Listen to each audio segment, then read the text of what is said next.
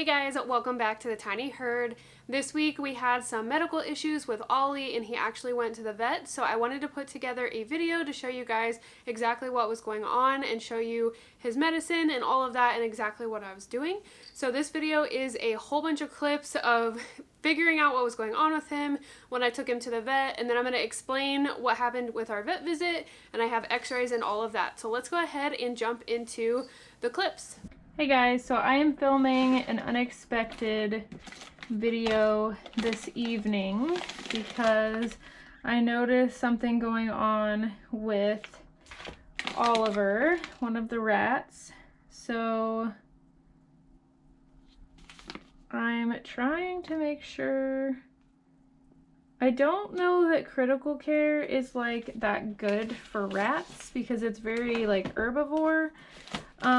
So I'm trying to find something that is okay for him to eat, which weirdly I've never thought about before. So what I think I'm gonna do is we have some baby food. So I think I'm gonna get some of that and see if he can eat it. But I'll just show you guys what's going on. Let me grab the baby food and then we'll get Ollie and I'll show you guys what's going on. Okay, so I have some baby food, which I'll show you guys in a second. I'm gonna grab a syringe out of here. These are oral syringes. I literally could never find one that was the right size when I needed it. So I bought a whole box of 1 ml oral syringes. So we're gonna go get Ollie out. I have baby food. It is organic, totally organic, nothing else in it except for the fruits and veggies that are in it, which is carrot, apple, and mango. So I'm gonna set this here. Sorry you guys can see yourselves in my GoPro. I'm gonna turn on this light and we are going to, apparently not grab Mr. Ollie because he is in with Noodle. Will you come here, big man? Will you come out so I could get you? Come here. All right, buddy, come on out. Oh, I know, don't grip everything.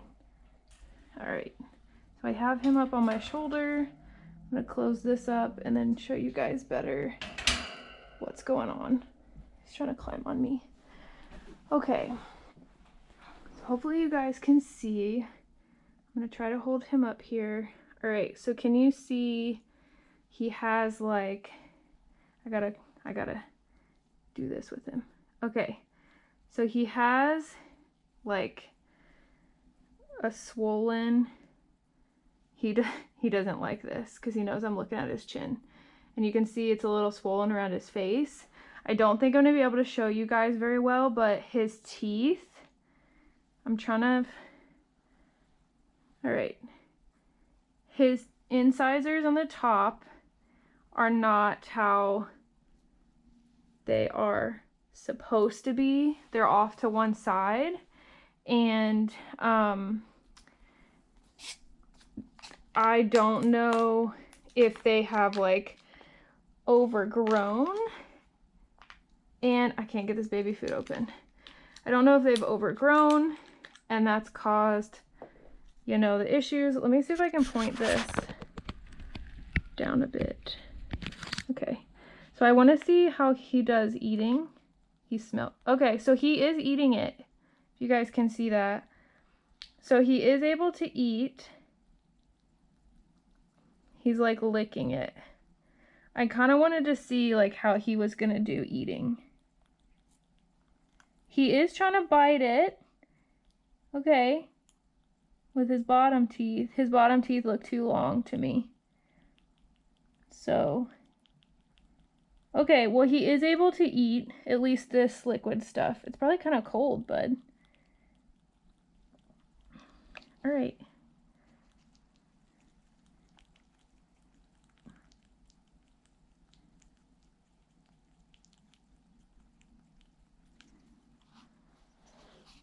No, no, no, no. Stop. Stop. Stop. I know, hold still. I'm not squeezing you, hold still. Why are you so wiggly tonight? He's not usually this wiggly. I promise I'm not squeezing him. So he is able to eat. My boyfriend fed them dinner today and said he wanted to eat dinner just fine. So that's good. He's able to lick this up. I wanted to give him a little something extra that had a little bit of sugar in it, just to make sure that, you know, he's keeping his energy up and is getting enough stuff in his system, basically. This has a lot of sugar in it, so I wouldn't like give this to him, you know, normally, really, like as a treat maybe.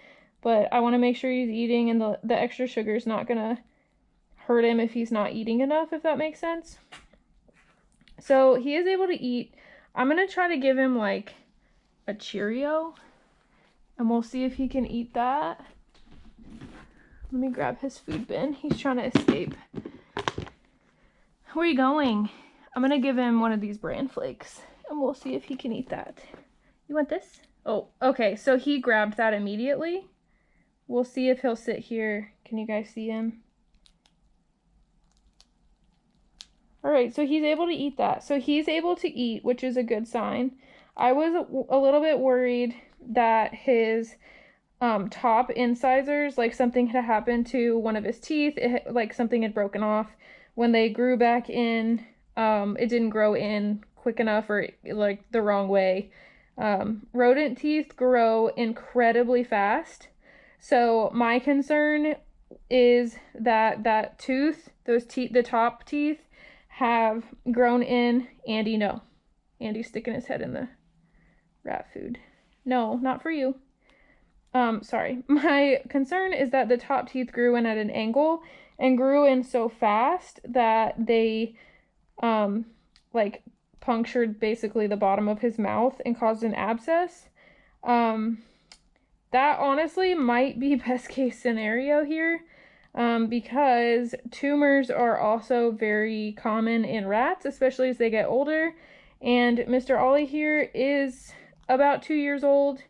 He is showing his age a little bit. They have definitely slowed down in the last couple months, I would say, but we are going to get him into the vet either tomorrow or this weekend. If we can't get him into our normal vet, we're probably going to take him to our emergency vet, just because, like I said, rodent teeth grow incredibly fast. If a guinea pig breaks off an incisor tooth, which honestly happens kind of common with some guinea pigs, an entire tooth can grow back in a week. So Oliver here did not show any signs of any issues this weekend. I have been keeping an eye on him because I kind of noticed that he was like wiping his face and that his face was looking a little puffy. So I've been keeping an eye on him and was planning on getting him a wellness check, especially since he is getting older, which I posted about on my Instagram if you saw that. And then tonight I went in to get him out because I get them out a couple of times a week just to, you know, play with them, interact with them, give them time like this outside of their cage. And I noticed immediately that his chin was swollen. So this is really like kind of overnight. It probably happened over the course of a couple of days, and then all of a sudden tonight is very pronounced. So we are going to get him in as soon as we possibly can. Our vet opens at 7 tomorrow, so I will be calling right at 7. You guys can't see him because he's crawling away. So we're going to get him in as soon as possible, and I will update you guys on what we're doing. But it is a good sign that he is able to eat, and he can eat hard food, not just soft food. So he should be able to get enough food in his system in the next day or two, and I will continue to give him, he's gone. I will continue to give him a little bit of baby food, just probably morning and evening, just to make sure that he's getting enough energy and nutrients and all of that. So he's cleaning himself on my lap right now. He's having a little bit of trouble closing his mouth all the way, I think. So that is another reason I want to get him in as soon as possible. But honestly, like, all things considered, he's in like really good spirits. If you can't tell, he's doing good. He likes to explore. So I'm going to put him back, and I will probably just make this into a whole video and have some more stuff to update you guys on. So I will see you with another update.